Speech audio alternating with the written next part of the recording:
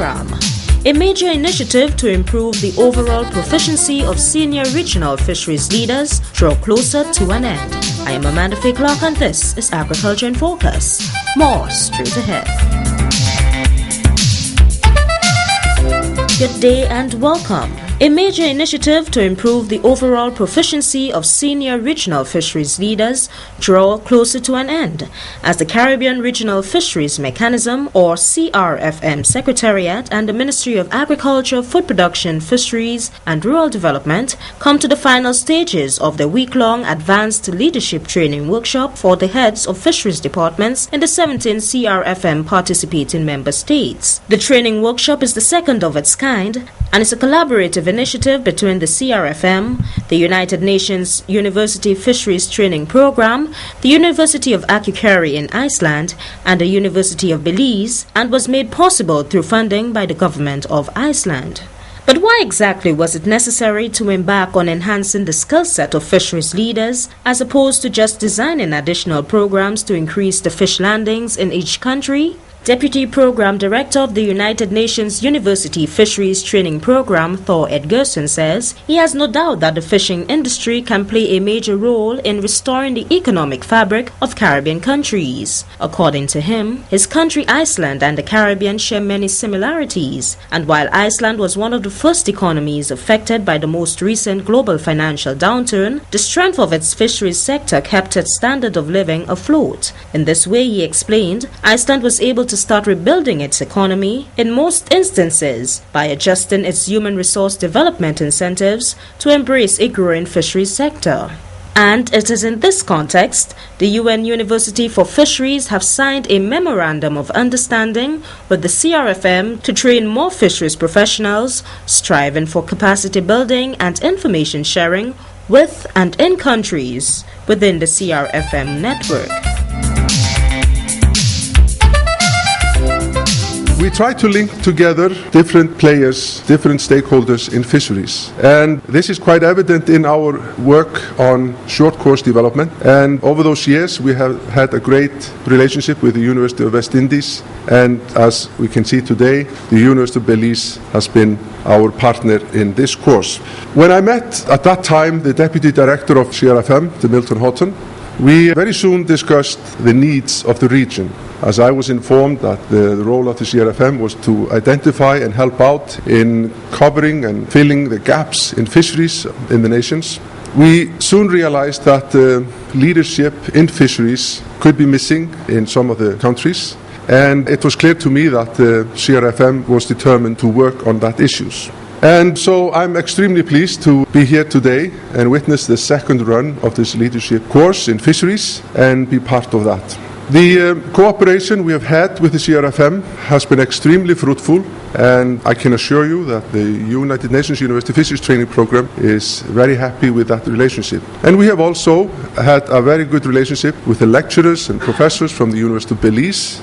And I'm hoping that with this course and the course material that has been developed associated with the first leadership course and this one also, the course material will continue to live in the region with the help of CRFM and the staff of the University of Belize. And fisheries people, they can access that material through the education that the University of Belize can offer. Traditional fisheries in the Caribbean are facing challenges. Global warming, rising sea levels, fish pressure and other human activities all impact the health and integrity of our vulnerable and fragile fish stock and other marine resources. The catch is decreasing and so is the livelihoods of many people who depend on the small-scale fisheries. The collective effort of individual Caribbean states and of the Caribbean Regional Fisheries Mechanism Secretariat is focused on improving fisheries practices and designing strategies to effectively manage our fisheries and marine ecosystems through a gradual shift towards ecosystem-based approaches to fisheries. Director of the CRFM Secretariat, Milton Houghton, says key players in the process are the heads of national fisheries authorities and are the reason why his organization will continue this program, the Advanced Leadership Training Workshops, in order to transform the fisheries sector. United Nations University Fisheries Training Program is indeed a very important development partner in the region, providing vital support for human resource development towards sustainable use and management of the fisheries and aquaculture resources available to us. We cherish this relationship and we look forward to strengthening our collaboration with Iceland and with the UNU-FTP in the coming years. Our countries are surrounded by waters from which we derive many economic and social benefits. Today, however, in most countries, we continue to fight against poverty, food insecurity, unemployment, underdevelopment, inequality in the distribution of wealth, escalating crime, among other social ills. The living marine resources in the waters around us offer significant opportunities to realize our goal of reducing poverty, achieving food and nutrition security, providing meaningful employment prospects for marginalized and vulnerable young men, and revitalizing rural and coastal communities by creating vibrant, sustainable economic activities based on the natural resources. The time has come when we as a region must give more serious attention to the opportunities available in the vast marine space around us. We cannot continue to focus our development policies on the opportunities within the less than 20% of land area that's available to us and continue to pay only scant regard to the potential of this vast maritime space. We have to give more attention to it. As the Caribbean region contemplates its future, we strive to make our people and countries economically independent, internationally competitive, and integrated into the global economy. A thriving fisheries sector, therefore, is seen by industry leaders and our governments as a sector to tap into. We see a future where we have the human and institutional capacity, the technology and knowledge to utilize and manage the marine resources available to us, and where we are all working together in such a manner that these resources are making optimum sustainable contribution to the social and economic development of our people. In order to realize the full potential from the seas and the oceans, we must overcome a number of binding constraints and threats, such as those posed by global warming and sea level rise, marine pollution, habitat degradation, overfishing, inadequate human and institutional capacity, and weak governance arrangements for our marine resources.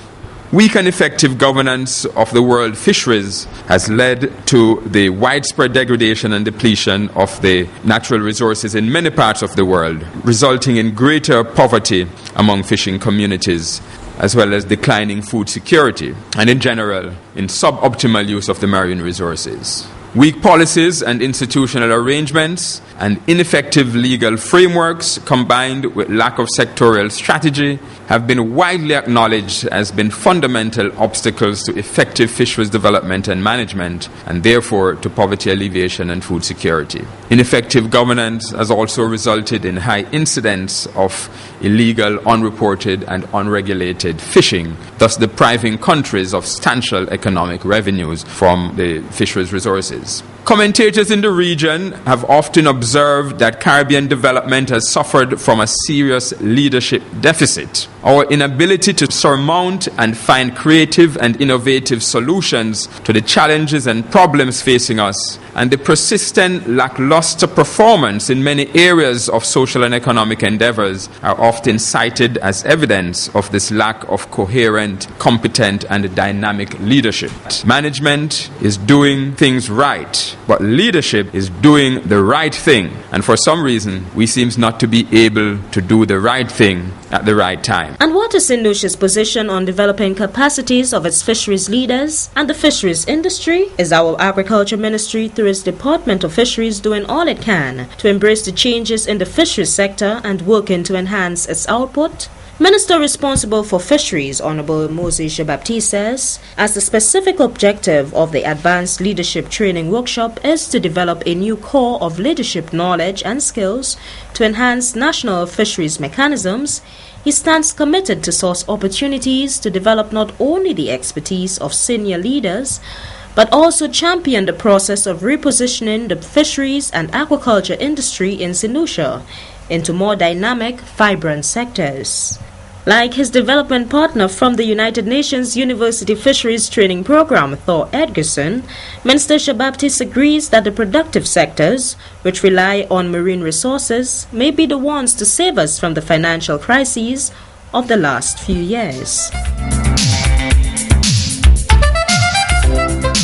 In St. Lucia, we have already demonstrated a willingness to devolve power and to engage in meaningful co-management of our coastal marine resources. There are a few projects that involve participatory management strategies and community-based management of our coral reefs, our sea urchins, sea moss and mangroves. There are a few successes, and I'm sure we can build upon them right here in St. Lucia, and I know you too have your own story of successes. A few examples are the development of a fisheries policy for St. Lucia under the ACP Fish 2 project. This policy seeks to provide overall plans and strategic direction for the development and management of the fisheries sector on the island. An ACP-funded project that was commissioned to develop the business acumen and to build the capacity of fisher cooperatives around the island to better manage their investments and thereby improving their socio-economic conditions. Again, under the ACP Fish 2 project, the Department of Fisheries will be undertaking the development of a fisheries enforcement toolkit to build awareness of legal instruments that are geared towards effective management of the fisheries sector. The primary target groups for the use of this toolkit will be authorized fisheries enforcement officers and the judiciary. A project for enhancement of business opportunities in marine aquaculture in St. Lucia is another one. It seeks to develop the business opportunities for the marine aquaculture industry on the island by enhancing the private sector potential for a diversified, economically viable marine aquaculture industry. Such a project will also help to support one of the primary strategic priorities of the government, which is to achieve competitiveness, stimulate sustainable growth, and create a diversity of job opportunities, particularly in the rural areas. While the Ministry of Agriculture, Food Production, Fisheries and Rural Development will continue to partner with organizations like the CRFM to enhance the management of the sector, building capacity and helping fisherfolk increase their landings, gain confidence and realize the value added in the fisheries subsector are some of the goals of Minister Shabaptiste for the industry.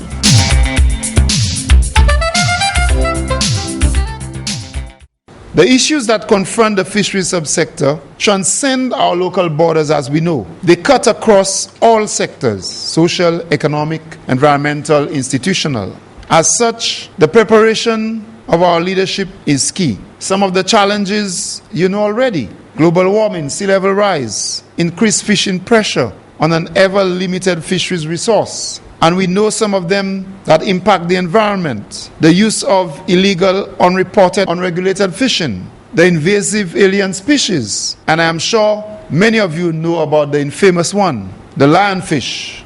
So you know of all these challenges that face us. I must point out that many of the problems that impact fisheries at the national level are similar all across the region. Recent reports of reduced landings in some coastal and ocean pelagic fisheries across the region is important. Low landings of the flying fish is also important. To know these things, I am sure just the knowledge of it causes concern right across the region, because you know how it impacts, as Mr. Horton said a while ago, you know the impact of that on livelihoods and also on the economic dynamics in our region. It is worth noting that the challenges that confront us are not only physical, but they are mainly organizational, because the fisher folk depend on our organizations to guide them, to give them the technical support, and to ensure that their livelihoods are secure. In order to transition the fisheries sector into a more thriving one, there is an urgent need to create direction for fisheries organizations.